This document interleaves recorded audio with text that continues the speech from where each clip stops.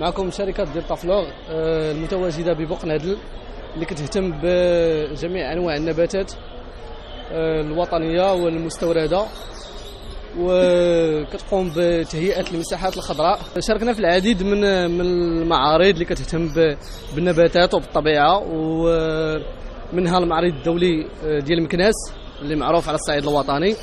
والدعوة ديال اليوم باش جينا لهذا المعرض ديال القنيطرة اللي المعرض ديال الطيور في الدورة الرابعة ديالو.